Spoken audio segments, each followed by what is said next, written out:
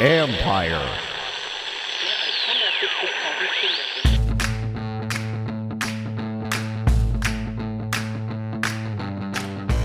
Hello and welcome to my podcast.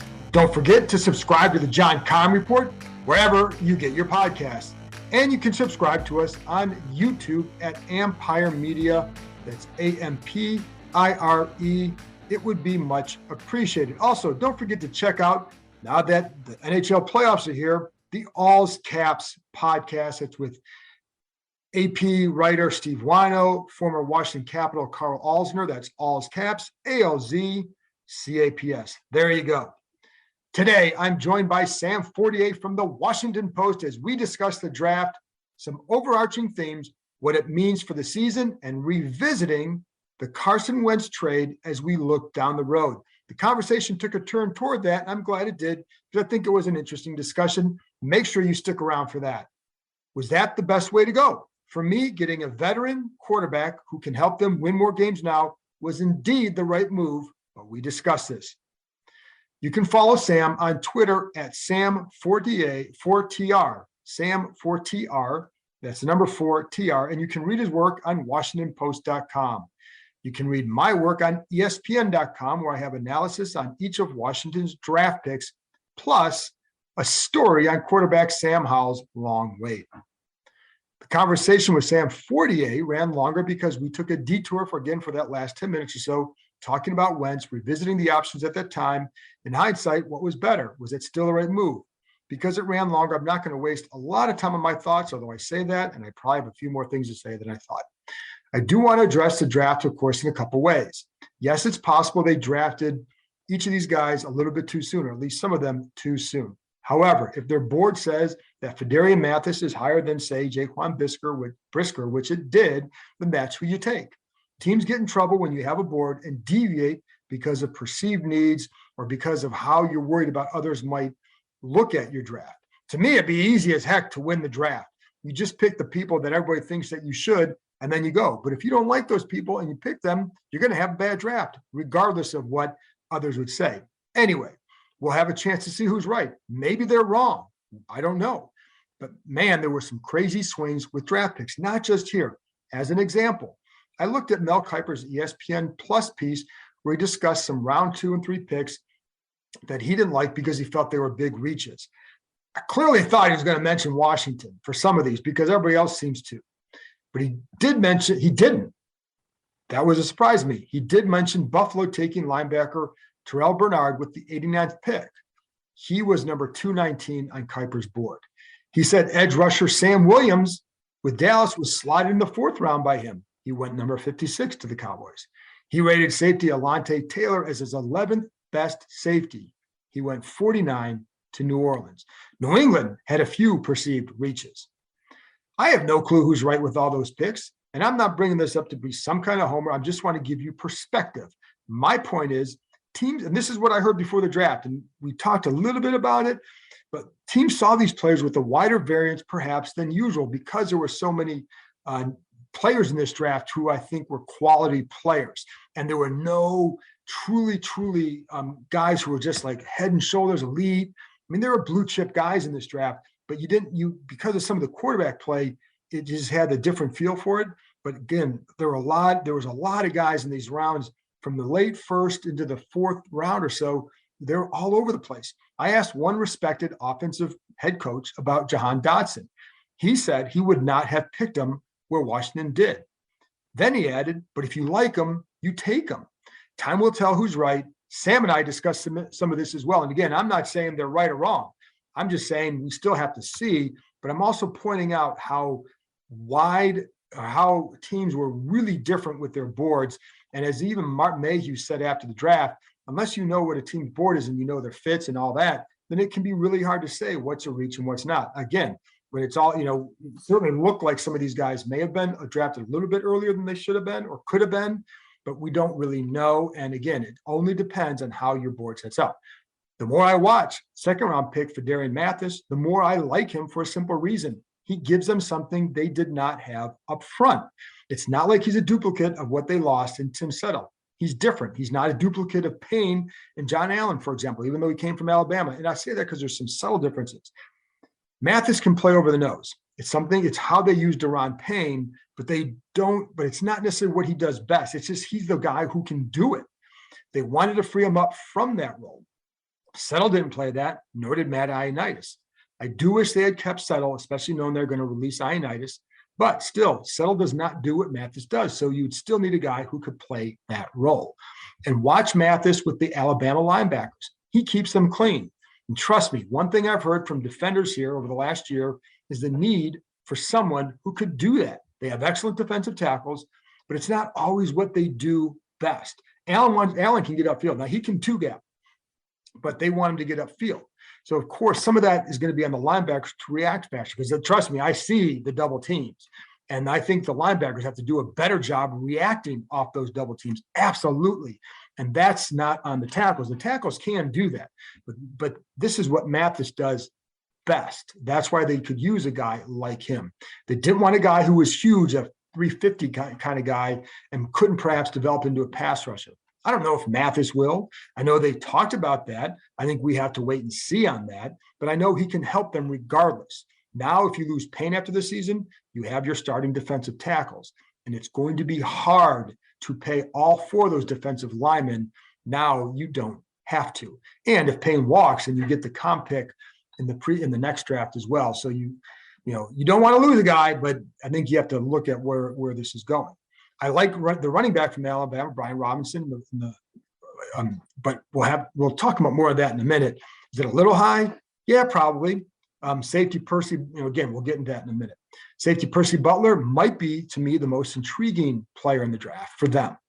Beyond that, I have some studying to do because I need to see more of these guys before I need to be a firm opinion on them, which is why I'm going to have guys like Logan Paulson on this week as well, and some others to discuss these players. Sam and I also discussed Sam Howell. I do know that some there viewed him as the top QB in this draft, or the guy that they liked best. That was not post-draft spin. It's what I heard for a few weeks, but he wasn't an option because they thought he'd be picked by that point. I don't think there was a consensus about the quarterbacks in that building, because some people I heard would say they liked Malik Willis a lot more than anybody. And that was about a month ago or so.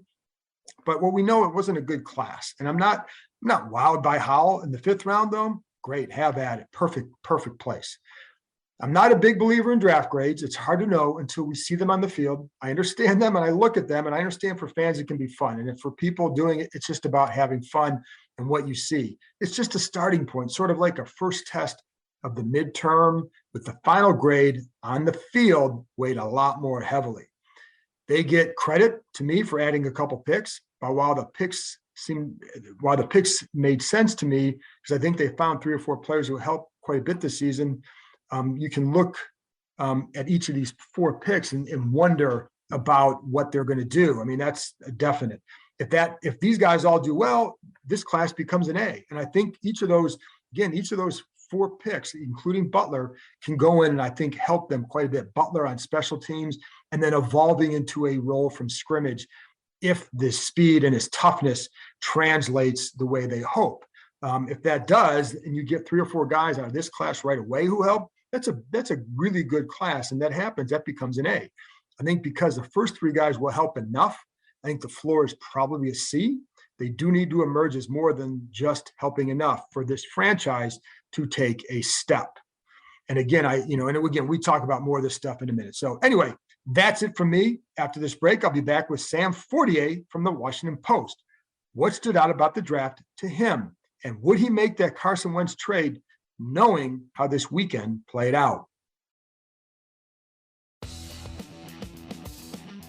Welcome back. Now here's my conversation with Sam Fortier from the Washington Post. And again, you can follow him on Twitter at Sam4, the number 4TR.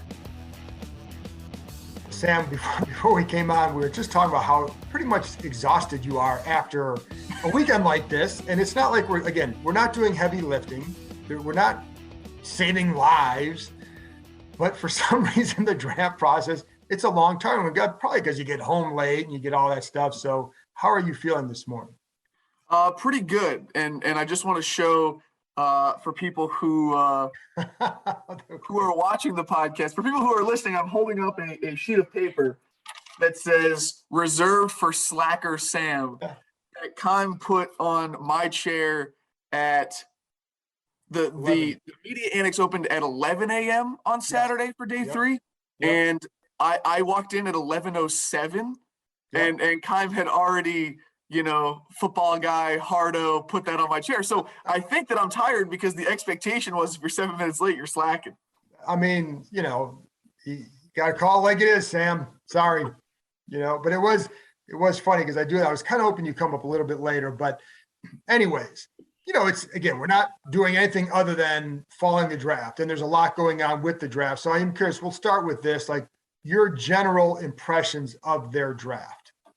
Yeah, I think my number one takeaway was 7 out of 8 of the players being seniors, several of them being redshirt seniors. There's no Jamin Davis or Antonio Gibson or Sadiq Charles. There's none of those, hey, this guy does not come in clear packaging. This guy is going to need a lot of development to get where they want him to go. A lot of these guys, I think, are pretty they're close to what they're going to be. They might not be high ceiling, but they do seem to be high floor. Because I do like a lot of these guys. Even though I think that people were questioning where they took them. Fedarian Mathis, the defensive tackle, Brian Robertson Jr., the running back. They have clearly defined roles. They have cracks that they will fill in this roster. Possibly Percy Butler, the safety, as well. So to see them kind of transition from taking those a little bit bigger swings to, hey, we're getting 7 out of 8 guys that are 22, 23, 24 years old. These guys are going to fill in. That was a pretty notable shift to me. So let's go down that road. First of all, one of the things I wonder with this draft, because before this draft, I'm sure like you, one of the things you heard is people are going to have wildly different boards. That was consistent with what I heard.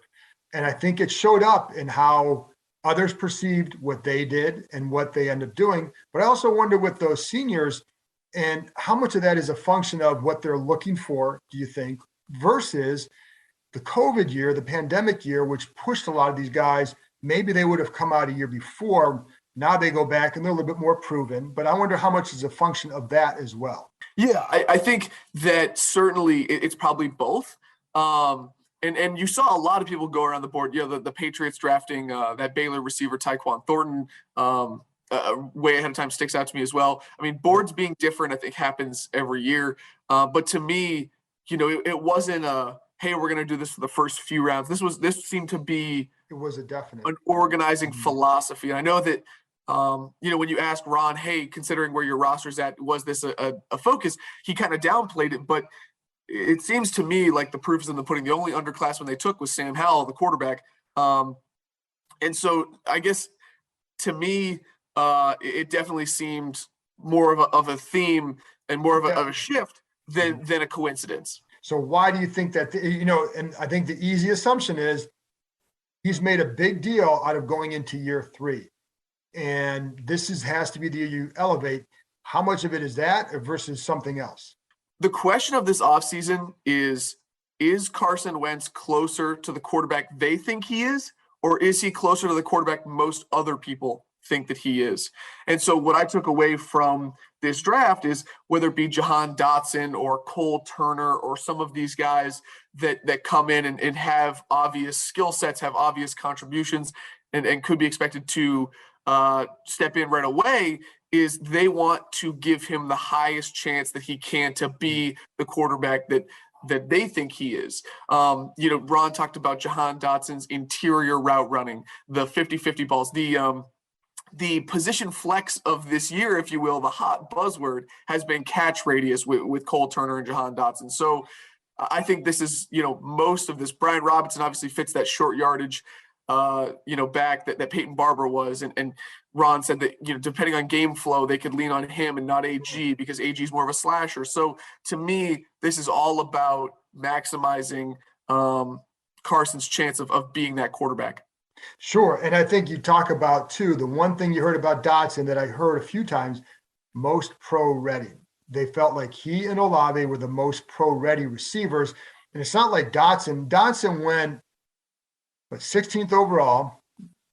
And I think in talking to some people close to him, they thought like maybe in that 19 to 30 range. So you're only talking like, if you think that you're going to go around there, well, it's not, is it as big a stretch as people made it seem to be? I don't know about that. I know I always thought he'd be in that around 20. So is 4 or 5 spots, I don't know, but they do like him. And they, again, most pro ready. And then the wide catch radius is the other thing that they talk, like you said, talk about with him and with Turner. And I think with Wentz, that's important because, again, I've talked about this, but he's not the most pinpoint guy. He's not going to, like, if it calls to stick it on your left shoulder every time, it's going to be here, it's going to be here. And you want someone who has that ability. And then I think the third thing is that you talk about with Dotson, the interior stuff. You go back last year and, like, again, I always, God bless Taylor Heineke for how he played. It was good and all that. And I always hate knocking him because I admire what he's done. But one of the areas that was weak was over the middle, especially with the inside receiver. And I think when you lose Logan, it's there. Adam Humphries had one catch between the hashes. One. That's where he's supposed to operate best.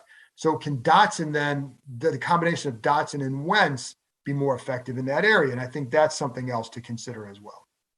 Absolutely. And I know that throwing over the middle is something that, shorter quarterbacks have a tough time with. I think that's part of the reason maybe that Malik Willis fell, because he's 6 foot, but with Carson Wentz at 6'4", I think the field becomes more open to you. It becomes more open to Scott Turner. And so, you have to have those targets, whether it be Cole Turner, whether it be Jahan Dotson, whether it be Dax Milne, some of these, options or Terry on inside routes. Like, you have to be able to use the whole field. And I think that I think that this draft has really been a byproduct of that. And then did you like the trade back? I I love the trade back. I wrote a story before the draft about trade charts and about how often, that Jimmy Johnson chart, would teams use a tweaked version of it, and oftentimes the tweak is that the first round picks are lower in value. Basically, the Jimmy Johnson chart, it declines much slower in value than the Johnson chart does. The Johnson chart falls right off a cliff, right? From 3,000 at pick 1 to 590 at pick 32. It goes a lot slower than that. And so, to me, I don't think the difference between Olave and Dotson is more than having 3 extra picks, because they take that 120 and they flip it into 2/5. So really, you're talking about trading, at least in Washington's perspective, Chris Olave for Jahan Dotson, Sam Howell, and Cole Turner. Right. And so to me, that's tremendous, and Brian Robinson as well. So that's tremendous value. And I don't think one rookie receiver the gap is that big. And I don't think I loved watching Chris Olave in college. I don't think the gap is big enough where you don't make that trade.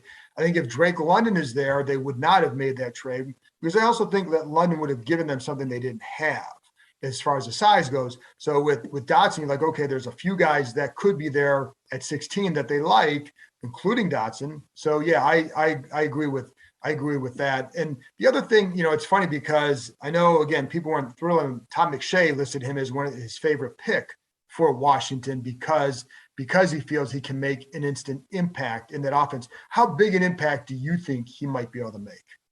Dotson. Yes.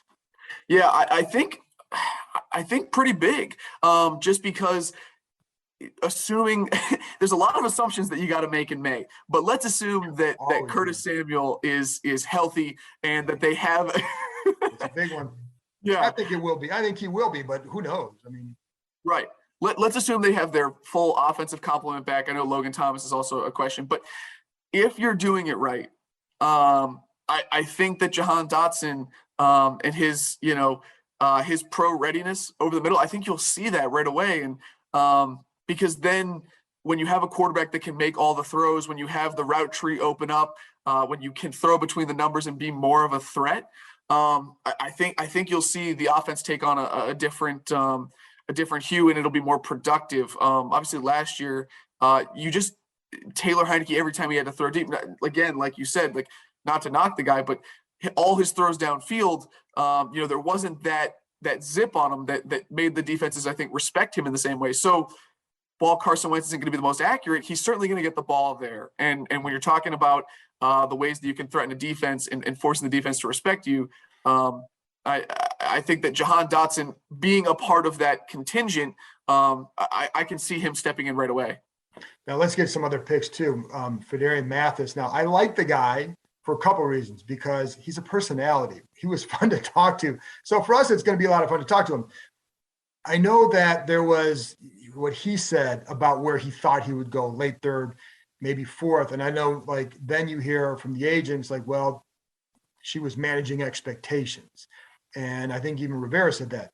Then I hear from another agent who's like, well, based on the teams I talked to, here's a chart I compiled, and he had him in the third round. So, okay. So, if he's a reach or not, what did you think of that pick? I will say this, after watching him, I think the guy's going to help. Whatever round he was picked in, I think he's going to help. But what did you think of that one?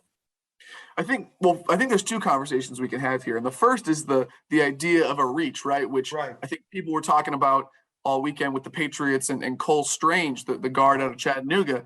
And Kyle Shanahan actually said an interesting thing last night during his press conference, which was it really only takes one guy to set that value. And if you really feel like that guy is so important to you, you got to take him a round ahead of time or maybe earlier, because and I'm not saying that drafting a guard in the first round is good positional value, but I do think that a lot of times, I was talking to Brandon Beane, the Bills GM, before the draft, and he said, I think even more than fans or media realize, boards in different team facilities are wildly different. Correct.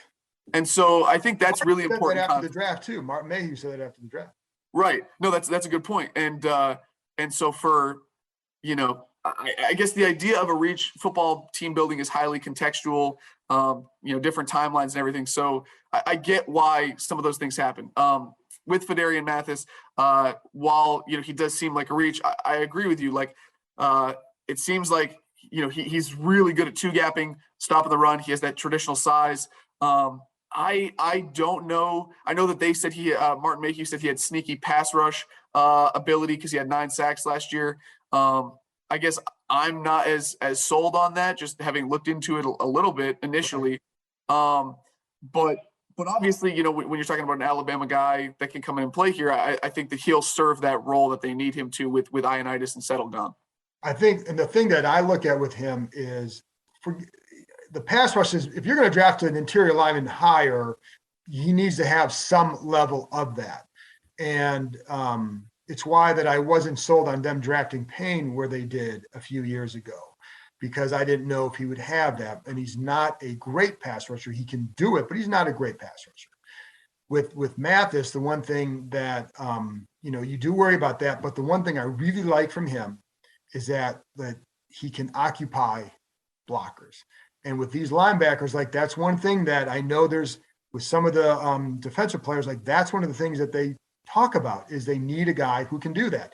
And Payne, while he's been playing those, which others don't, it's not his best area. This allows him to then, when he's there, to play somewhere else and let Mathis play there. So I think there's that's why I say there is value there, a hidden value that a lot of fans aren't going to see, because they see, oh, you lost Settle, you lost Ioannidis. Well, this guy does something different than those guys did. I still think they should have kept Settle. I wish they had found a way to do that, knowing that they're going to release Ioannidis. But I think this guy gives you something you didn't have. And so I think that's important to know too. And the other thing is too, Sam, that you hear like, oh, are these guys even going to start? Well, they're all going to play, and they're going to play a good amount, and so that's the one thing. The other thing I want to talk about too, along with that theory, is the impact guys aren't necessarily going to be the ones they just drafted for next year. The guys who have to make the impact are Chase Young, Montez Sweat. Those are the guys that have to come through for next year, even more so than these draft picks, do you think? Oh, absolutely. I think listening to, I think GMs around the league have always said this, but particularly the Rams. I mean, when they traded for all those guys last year, they said, look, it doesn't matter. Like if our quarterback or Jalen Ramsey or, any of our pillar players get hurt, depth is great. There's that old saying, depth is great until you have to use it, right? And so to me, it's like your stars, your studs. This team, if it wins, if it's going to be a successful team, it's going to be because Carson Wentz and Chase Young, and Terry McLaurin and Logan Thomas if he comes back healthy. It's going to be those stars. It's going to be those pillars carrying the team. And then, like we said at the top, like these guys are going to fill in. These guys are going to play their roles as a part of that to maximize those guys. But make no mistake, if this team is to win the division, if this team is to go to the playoffs, it'll be on the backs of those stars. Right. And the other one too, with Robinson too, with Gibson, first of all, again, he does give you something that, again, they didn't have. They needed to have that other back. I think we all knew that they were looking at backs because they had some in that they liked. And maybe it was a little bit higher than where I thought he would go, where I thought they would pick one. Again, he gives them something they have. And the other part is too, Sam, Gibson early in the year last year, the first half of the year, had those fumble issues. And they really couldn't take him out because nobody else could really go in and fill that full-time role. I wonder if that didn't come up, but I wonder if that's not part of the thinking that, if something happens, now you have a guy who could be more full-time. Yeah. And I think, them not expecting to lose Peyton Barber in that role when Vegas claimed him last year, I think that really accentuated how much they miss him, especially if you're going to, if you're going to adapt a receiver like AG into the backfield and he doesn't maybe bring that physicality, and they praised him running behind his pads in that Tampa Bay game and during that stretch where they had, but I think when you looked at his usage, you said, okay, this probably isn't sustainable. So for them to have, and obviously most running back positions in the NFL today are committee. So I totally agree with you. That had to be a part of their thinking. And I think this probably doesn't spell good things for Jarrett Patterson, but when you're talking about going forward, the skills in this running back room, those three, Ron Rivera called it a trifecta. I think that does position you nicely, and you feel pretty good about where that position's at. Well, and I think that's a good point too. And like with Patterson, you can put him on the practice squad. And again, another good story, but if you lose him, you can find Jarrett Patterson. Right. And that's something that it's harder to find the big guys who can run hard and move the pile. And I like what Jarrett did, but I think they clearly needed another guy because you'd hear from people too. Again, they need to give Antonio some help. And so now you have it, 17-game season. That's important. And the other thing that Ron brought, I know people love when Carolina gets mentioned, but he did have a two-headed monster at running back for a while in Carolina that was successful. Does it signal how they want to go about things this season, do you think? Yeah, I think that I think that obviously, it's still predicated on Wentz. You don't want to be the rushing attack that you were for that 4-game win streak in the middle of the year, starting with Tampa Bay, but because you want to be able to throw it deep, and I think Scott Turner's offense still hasn't, because of the quarterback instability, hasn't been able to kind of show how he really wants to play it. But I think that if you can't win or you get that lead throwing, you want to be an effective rushing team, which obviously this offensive line, while there are a few new pieces, I think, it would make sense if they were still very good running the ball next year. So I think this is just allowing you to win different ways, to prepare for different styles of games. So even though I think Carson Wentz is still your guy, and I think an important thing to point out here is Carson Wentz is a high variance quarterback. He has those really great games like against Arizona last year, but he has those really poor games against Jacksonville at the end of the year. So this to me is even sort of a hedge against that, because if he is not on that day, you have another way, an effective way to run the ball, another form of offense that you could try to lean on. And I think a good offense is one that can win in multiple ways. And now you also have with Dotson the ability to throw 4 receiver sets out there with effective receivers. You can put 4 guys out there. It doesn't make it a good 4 receiver set. It just means you have 4 guys out there. But now you can do it with, if Samuel's healthy, if De'Ami Brown, or you throw Cam Sims in there. I don't care. Like I always like Cam Sims. So you can do that.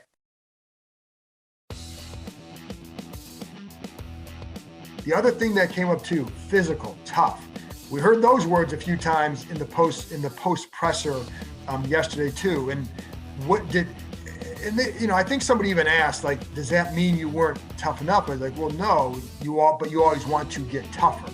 Yeah, and I think that kind of fits in with what we saw the NFC East do as a whole, right? Like in the first round, before Washington even picked, the Giants and the Eagles had drafted 3 players, and the smallest of them was Kayvon Thibodeau, Right.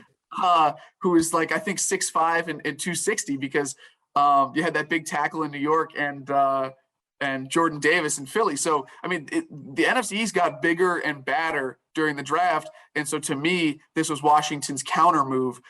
This was Washington, responding to that and saying, "Hey, if this is going to be a brawl, we're going to be ready." And one of the tough guys that they mentioned is the safety, Percy Butler, and like he's a guy that I'm actually curious to see how he plays because it's not like there's a lot of film of Louisiana out there, but he is a guy that they seem to really like, and they mentioned physical and tough with him a few times. They did, which was interesting because he was a 3-year starter at free safety, and I feel like you hear physical and tough about box safeties a lot, but not the center fielder too often. And Right. for them to like him as much as they do, for Ron to say, hey, he could step in at Buffalo nickel as a rookie, he could compete there. That to me is a really interesting sentiment. Some people have I think said on Twitter, isn't he too small? He's 6 foot 194. Listed at the combine. And to me, I mean, he's not that much smaller than Cam Curl, 6'2", 198. And Cam Curl, I think, broke out and kind of showed, hey, you can trust me out here in the Buffalo nickel position in early 2020. So to me, he's a candidate for sure. I don't think I would be surprised if we got to training camp with this as the rotation. I think they'll probably look to try to add somebody else, but for them to even put his name in that conversation, I think was that was notable to me. It was, and I think part of it too is, and they even said they can adapt that position to the strengths of the guy they have. And I think to me, one of the things you have to have there is somebody who's a smart player because you have to handle multiple roles, and then within that frame, you can then gear it toward what that guy's with, because it may be that he's better covering the slot. Now you have a physical guy in the slot, things like that. So you can gear it around there, but it also gives you, if you have Curl and Butler out there along with McCain, now you can mix and match those two. So maybe they both don't, someone doesn't have to take all the pounding down there and make it. So I think it gives them some flexibility. But yeah, I don't know that that's a settled spot. Just like with linebacker, I mean, they still need to do some things there because they haven't really addressed that to the level. And that's why there were some spots, even with Mathis or with Robinson, there's some other guys there that are, Troy Anderson or some other players there that Brisker that could have then filled specific roles. But I think Mathis fills a needed role for them as well that maybe people don't realize how important that was, but I think he does. So that's why I think these guys are filling specific areas, which it also tells you, Sam, that it's why they had to trade back because they did have multiple areas they needed to fill. They may not be these glamorous spots, but they needed all these types of guys to fill. Absolutely. And I think linebacker is something that I definitely still think they need to address. And I'm curious because Ron has mentioned, I'm thinking back to all the questions I wanted to ask, that I didn't ask yesterday that we should have, but, he talked about Cole Holcomb possibly playing Mike. Like, do they still see that as a viable option? Or will they try to do something else? I know there are some guys out there. Joe Schobert is one of them, but to me, it's what is the plan here? Are there going to be veteran cuts after the draft like there were last year? Do they see the Bobby McCain, Charles Leno period as like a viable way to plan on, building the team again? I know I'm rambling a little bit here, but I'm curious to hear if they think that is a thing they can bet on, because it does feel like, they're not done. And they better not be because they still have things. And even again, the Buffalo nickel you brought up. I mean, I think this is one of the things after the draft, typically teams will meet on a Monday and go over now what do you have to go get? So would they go back after a Landon Collins to see, okay, now that the draft is over, would you want to come back for this amount? And I don't know that he would, but those are the things that will get discussed. So there's still ways that you can address problems or holes, but linebacker, because like it's not just that they need an inside linebacker or someone else, they don't have a lot of depth there. That to me is one of the, so that you need multiple guys there. Right. And one more point on this Buffalo nickel. Last year when Landon and Cam and Bobby were all on the field at the same time. Cam, stressed last year that is when he thought the defense was at its best, when they were disguising coverages. And he pointed to that first Tom Brady interception as a good example of Brady had a hard time getting a handle on who was going to drop where and what coverages they were playing. And he really attributed that to how the defense was able to kind of help the offense running the ball, controlling the ball, pull off that upset. And the advanced numbers, expected points added, it really supports that they were much better against the pass with those three on the field. So I think, asking Percy Butler to have the savvy of Landon Collins in year one is probably not going to happen. But if you have that three safety setup, if you can kind of do the mix and match disguise coverages that you got with those three, I think that would be, really valuable moving forward. I'm glad you brought that up because that's an important point. And they know how effective they were when the three safety set, specifically with Landon, because of the other thing is, again, you have to be really smart because you can't just put anybody back there. Now, I do think like if you get a certain linebacker, another linebacker, something like that, you might be able to able to put Cole Holcomb in a role, not the same as Landon, but in a big nickel role because he's got athleticism, he's smart. But again, you have to tailor it to that talent. But I think along those lines, Sam, and some numbers, in the first 4 weeks of the season last year, they were like almost dead last in yards, points allowed. That 8-week stretch where they started, Landon was more in that role, and before the COVID and injuries all hit, for the next 8 weeks, they were right around the top 10 in those same categories against really good quarterbacks. And I'm glad you brought up the Brady stuff because you could see it. Going back and watching the game, you can see my first read is here, oh, I can't go there. I wasn't expecting that. That's how you create big plays when you do that. And that's, and that is a credit to them. So that is why that role is important. And it's why you need to get somebody there who is smart and can handle it. And if you can't find that guy, or let's say, the rest of the offseason, let's say worst case scenario, they can't find that guy. They have to adapt it. They have to shift, hey, here's how we're going to cover that up. We're going to have Cole play, in this role. And I remember, I think it was before Las Vegas when Landon was out and they had Khaleke Hudson playing that for a couple quarters before he got hurt. And Cole was talking about when they had to shift the defensive structure. And I think it was Khaleke for a part of it and DeShazer. They kind of used those two guys to replace Landon. How, you can overcome that, but you have to have a good communicator in the middle. And I know Ron said something that, Cole was not as strong at was communicating. It was not a strength of his going in. So to me, it's if you have to, sacrifice a Buffalo nickel, can your middle linebacker, if it's Cole or if it's someone else, can they be a good communicator enough to get everyone on the same page and get, that defensive structure set up? Obviously, football is endlessly interdependent. And you got to have all those pieces, set up right. But I think that considering they know what those problems are, how do they address fixing them, and which piece can you figure out? And again, and along with that, like Jamin is not that guy either. Like the communication stuff and all that, I think he needs to be put in somewhere where he doesn't have to feel overloaded. But, and I always go back to this game, the Eagles game, the second one. And I don't say this because I think this guy should be started. That's not the point. But the point is when you have a certain guy with certain traits inside there who can do certain things. And it was when Mayo played the middle and you could see Holcomb freed up to play a certain way. Get somebody better in the middle, but it was the traits that you want to see, like somebody who can play, the one thing they liked that they would talk about with Cole that they really, sometimes you hesitate. So you might see the guy react this way and you hesitate and then the double team gets to you.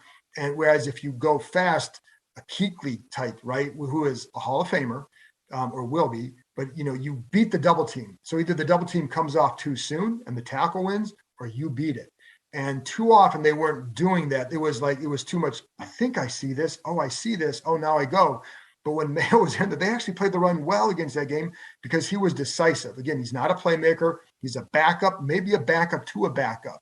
But you need that guy. I think it's why you need that guy in the middle when they use those sets, even if it's 2 linebacker sets. You have to have a guy who can play that way because I think it creates problems up front. Not to have David Mayo catch a stray here. I apologize. Like he's in the Taylor Heineke vein of he did what he could, stepping in. But he's like Dwight Schrute was an assistant to the regional manager. He's an assistant to the starting linebacker. He's not the starting linebacker. He's not a coach. I get that. That's not the point. It's what he offers. It's what a guy with that type of traits offers. Get someone who's better, please. Right. So, because I was going to say, like, the thing that sticks out to me is the Texas route. I think that the Eagles ran against him, where that running back cuts out of the backfield, because you need someone who can do what he does against the run, but also defend that route. And I'm hung up on your analogy about the David Mayo is Dwight Schrute, so I'm lost on my point. Well, it's the way you phrase it, but the point is that, again, I think, like, it's why that you want the guy here as a backup. And I think Mayo knows that, and they know that. But it's why you've got to get someone in here and Bostic, that's why they kept him around. But they know, or you talk to them throughout the offseason, they know they have to get someone better than Bostic. They still haven't done that yet. So that's got to be a priority. Last topic, the quarterback. They go out and get Sam Howell. And one of the things that Ron did is call Carson Wentz beforehand. What did you do you feel like that was necessary? Like, if they had gone out and gotten Bailey Zappi, do you think that he would have called them, or is it because it's Sam Howell name guy? And what did you think of that? I thought it was good. I thought it was fine. Yeah, I thought it was fine. People were comparing this, and when I say people, I mean, people on Twitter, eggs, we're comparing this move to the Jalen Hurts move, and I don't think that is the same at all. I mean, Jalen Hurts was a second round pick. Was a name guy in a way that I don't think Howell was, particularly considering the quarterback class being weak. To me, this was a simple. He's the top rated guy on your board that's left. I don't know if Washington loved him as much as they said that they did, because Ron said that there was no chance they were picking him in the 4th round, but in the 5th round you ran the pick in. But I will say that calling Carson Wentz I think was necessary, considering what you know about him, or what people say about him in terms of maybe being a little more sensitive to things. And so, I think that when you have invested and bet as much on this guy as you have to make sure that he is on board, not surprised, not feeling in any way upset by things that you do. So I wasn't surprised they called him. I thought it was a smart move, and they have the same agent, Rep One Sports. So I think that might help a little bit, but I can't imagine if Carson Wentz is upset, he's not that dude. Right. I could see how he get tweaked by a 2nd round pick in Jalen Hurts. But it's like, wait a minute. And even if you say, oh, it's to help you, he's going to say, like, it's a 2nd round pick. That 2nd round picks are brought in at some point to start that. And especially at that position. So you get Sam Howell. I will say, Howell was the name that I heard with them before the draft about the guy. It's not how high he was on their board, but of this quarterback class, that's the one they like. But I also think it's why, because there were some people like, well, why did you go get Carson Wentz? Well, I think when you look at where these quarterbacks are drafted, that's why you went and got Carson Wentz. This is not a great, I think teams where they are drafted is reflective on how teams truly saw this group.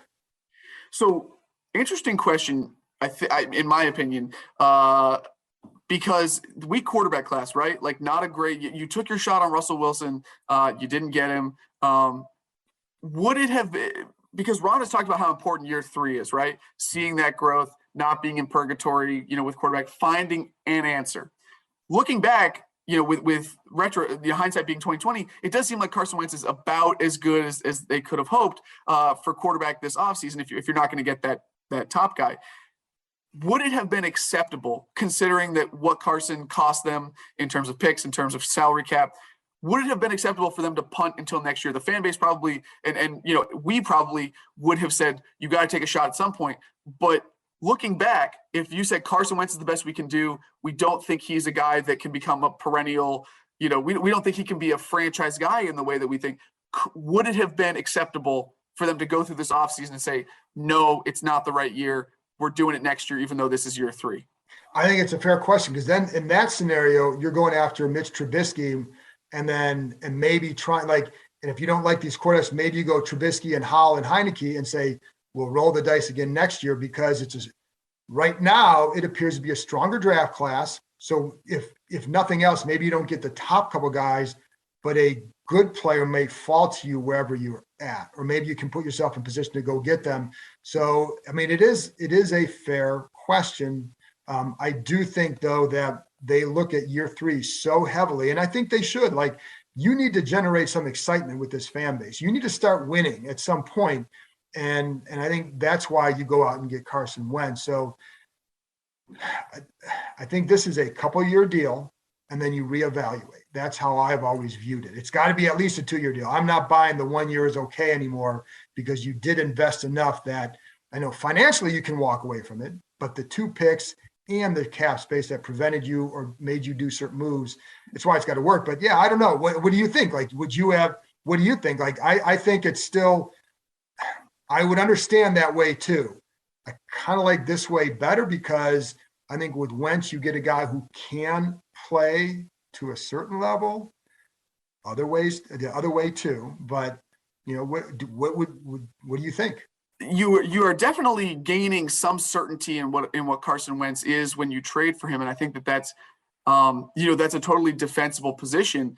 But I guess like what I'm trying to say is like year 3 is obviously important for any coach. But if if the circumstances are so fraught, like, could Ron have gone to Dan and said, "Hey, look, I know that like you want to see results. I want to give you results, but just the way things are breaking with this draft class, with this free agent class, even though there's going to be quarterback movement, we are not going to get one of those guys that I can confidently tell you is going to be our franchise guy for 5-10 years. And because of that, we need more time."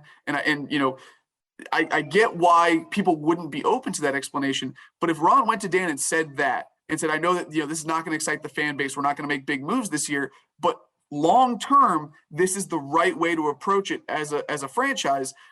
I could be persuaded by that. I guess the risk is then you kick the can down the road, and then it doesn't look any better because you can't get that guy. So like you said, you got to take a shot at some point to prove that you can take a step. But because this year for Washington was just not as open to quarterbacks, I guess like I would be probably more sympathetic than most to that idea of pushing it down the road and trying to say, "Hey, when we're going to take this shot, we have to take the shot like Buffalo did with Josh Allen." And that's fine. And I think what I said last year too is I would get as much draft capital in the next draft as I could to then be aggressive. It doesn't work now that you have Wentz, you don't have to do that. If you hadn't gotten Wentz, I would have said get some draft capital for next year to be in position to make an aggressive move, because otherwise, I think are you going to get better than Wentz next year or the year after? We don't know that. So they had a chance to get that guy now, which is why. And again, like it's if he goes out and plays pretty well, just if he's 16th in the league, then that salary is okay. But he's got to be in that range where you can get some top 10 games and you're going to get some bottom 10 games. But you've got to be in that area where you say, okay, at least he's a top half guy, because otherwise then it's going to be okay, but Sam, there was a point this offseason where I thought that's what they were going to do, where you get the Trubisky and you keep building out around Trubisky with another free agent. Or all your draft picks, and then get aggressive and go next year. So there was a point where I thought that was where they were going to go, and I don't know, but I guess this is where they went. So it just, to me, I guess, like, what is the end goal? Like, for me, Carson Wentz, the ceiling probably is being really competitive in the conference. And hoping to, I know for a franchise that has won one playoff game in many years, like, we're asking a lot here, but like being competitive in the conference and saying, "Hey, like, let's go to the conference title game." To me, is Carson Wentz a guy that can carry you deep in the playoffs? I guess, like, we'll have to see. Yeah. And I guess like being consistently competitive, winning double-digit games a year, that like basically, for Carson Wentz's tenure in Washington, knowing what we know now, like, what is success? Well, and I think this is why, first of all, you get the receiver in the first round. It's why you take the other running back to give, and now you've got to go out and still, I think, get a little bit more on that offensive line. to protect him and give him every opportunity to maximize that. And it's why you don't go get a quarterback in the second round to then maybe say, wait a minute, you just got me. Why are you doing that? So I think there is that. And I think the other thing though here, because they haven't won in a while, like I go back, one of the guys that Ron Rivera talks to a lot is Andy Reid. One of the things Andy Reid did when he got to Kansas City was go out and get Alex Smith. At that time, Alex Smith was not thought of as this great savior for an organization. He was thought of as a middle of the road guy.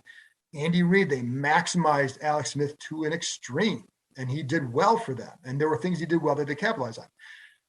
And then they won. And then even when they were coming off a 10 or 11 win season, they'd get aggressive to get Mahomes because that was the guy they wanted. So I think this at least gives you the chance to be successful. And in a couple of years, if it's just like, this guy's taken us as far as he can, you got to go be aggressive to get somebody else. And can you do that? I think the key there is not so much can you get the guy, can you identify the right guy? Because Kansas City did. Not everybody thought Mahomes. If Mahomes was viewed that way, the Bears are taking him, right? There's a bunch of teams ahead of him. So to me, it's like, not just can you get him, can you identify him? And that's what the Chiefs did exceptionally well. But that's a guy that Ron talks to a lot. And, so, hey, get your quote unquote Alex Smith. And not saying he's Alex Smith, but again, Wentz does some things well that Alex Smith did not. Alex Smith protects the ball, but he was never a big time passer, right? So I think from that standpoint, and then if you're Snyder, you look at the stadium, they're not selling tickets, not enough. You just changed the name. You need to generate some excitement. And you hear this offseason how people don't want to come here because they don't win. So you've got to, I wonder how much that plays into, you have to change the mindset as well, whether or not Carson Wentz is going to be that guy for 5 years, but for the next couple, can he get you from here to here? Where so they haven't won 10 games in a row in back-to-back years since the early 90s. I mean, they've got, you know what I mean? Like, this is an incredible run of ineptitude, and that has to change at some point. So to me, it sounds like we're saying the not best case scenario, but a reasonable hope for this team, for Carson Wentz, is that he establishes a high floor, a baseline of competency that you can be in contention to have a winning record every year. You can be in the mix to go to the playoffs, and establishing that level of competitiveness then allows you to say either we are going to identify the guy who can maybe raise our ceiling, and if we can get to a Super Bowl competitor, we want to view Carson Wentz as, at best, a really good bridge.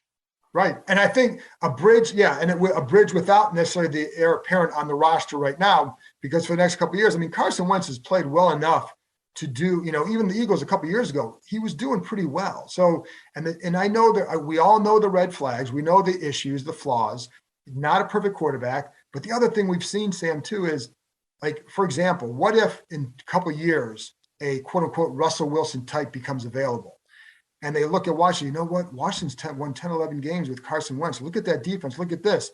Maybe I can be the difference there. Maybe that makes it more enticing to come here versus a guy. And I don't know why, we don't know all the reasons Wilson didn't want to come here, but what we do know is they haven't won in 5 years, a winning record, and they haven't been a threat in the playoffs in a long time. So establish that, and maybe, let's say, in a couple of years, Joe Burrow is a free agent, and he looks like, I love Terry McLaurin. I Chase Young. Those are my guys. They tell me how great, So I think there are ways that you can, there's so many quarterbacks becoming available that if you have to start winning at some point. And that's why, like this year, I'll be honest, as a reporter watching these games, I don't want to go through another year watching a bad offense, which is what we have done for too many years, and it's really boring. And I feel bad for the fans because they got to pay for those seats. But right, I mean, selfishly, I want to see a good offense, and I think but more so than that, for the fans, they need to see the wins. Players need to see that to say, okay, this thing is developing. And again, maybe in a couple of years, you win 10 games this year, 10 or 11 next year. You win a playoff game, but Wentz is then somebody else might say, I can be the guy there. I don't know. That's just one way. That, to me, that's the optimum way for them. That's the positive spin for them, I guess. Right. And I would say that this strategy of identifying, hey, this is the best we can do right now, and we got to go get them, sort of falls in line with the NFL that we've seen this season, right? Teams are getting more aggressive, whether it be, Right. Vegas or Miami, pushing hard for their top wideouts, whether it be the the absolute arms race in the AFC West. Really interesting points that I think Rams COO Kevin Demoff made in an article that I read. Like, he was like, I think that risk and aggression in the NFL for a long time was probably too low. And so Right. trading some of these first round picks, which are still, relative uncertainties, relative coin flips, for veterans, which the Ravens have done, which the Rams have done, which the Patriots have done, is, that was sort of a market inefficiency. And I think you're seeing teams get more aggressive this offseason. So if the league is calibrating that way, then the Wentz trade makes even more sense in my mind, because you got to do something. Right. And I think the other thing along with that, guy, first of all, NFL teams and coaches are slow to, become that way. For all the, Ron's monikers, Riverboat Ron, coaches tend to be conservative in their thinking by and large, as far as, well, you don't go out and get a quarterback here, but the quarterbacks are lasting longer. Guys who take care of themselves, receivers are lasting longer if they take care of themselves. But it does, I think, with the money and all that, like, a lot of guys become available the last couple of years. You'd say, oh, they'd never trade player X, and player X is out of there. AJ Brown, before his second contract, traded. Are you kidding me? Tyreek Hill, Watson has his own issues, but even before the off-field stuff, he wanted out of there and he was going to be traded at some point. So you look at all that, and it's like, who's going to become available in a couple of years if Wentz doesn't work out, that maybe you can then go get. And, maybe it's Daniel Jones. I don't know. I'm kidding, folks. I was like, some people are just like, what? I'm going to unsubscribe here right now. No, I'm kidding, folks. But, it's like, you don't know who becomes available in a couple of years. So try and get what you can now, and then worry in 2 years. All right, we don't have that guy. So now let's go find another guy who might be that guy. So, I don't know. I just think the way the NFL has gone, it's really, it has changed, and they are being more aggressive, and players are being more aggressive at pushing their way out because they have more power, because they have so much money. All right. You don't want to pay me $30 million. And I tried that with ESPN. You don't want to pay me $30 million. I'm out. And they said, we're going to deduct we're going to push that period to the left a few more spots, and you're going to take it, son. So here I am. But seriously, there's so much more money that I think it allows teams to be aggressive, or makes teams be aggressive, and makes players understand that they have some power here too, and can get out if they want to. You kind of brought that up earlier with the Joe Burrow, hypothetical, which, I hope people don't run with and keep in context. But Terry McLaurin and Chase Young telling him, hey, we're a competitive team even with Carson, like, you could come here and you could raise the ceiling. Like, that is important. I mean, you see it more in the NBA, but I think you're seeing it a lot in the NFL, even this offseason. Like, player empowerment is real. I think it's coming.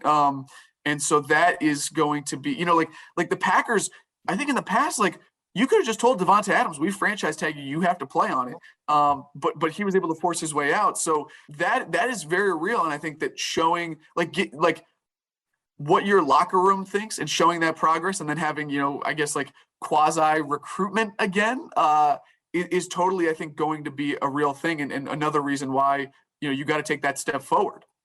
There you go, Sam. I've kept you long enough. You need to go take a nap. I know you're tired. You got up early. It was like 11 o'clock or whenever it was. So I know you need a nap. So, 11 o'clock, I call that dinner. So, Kime said 10:30, and I slept through 2 alarms. And so we started at 11. So that I appreciate you for outing me. There you go. Thanks, Sam. It was awesome. Of course. Thanks, Kime.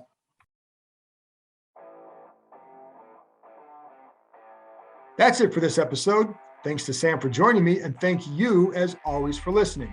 I'll be back, I believe it'll be Tuesday night, with another guest talking about the draft. I have a couple big guests for you this week. So I'll talk to you next time.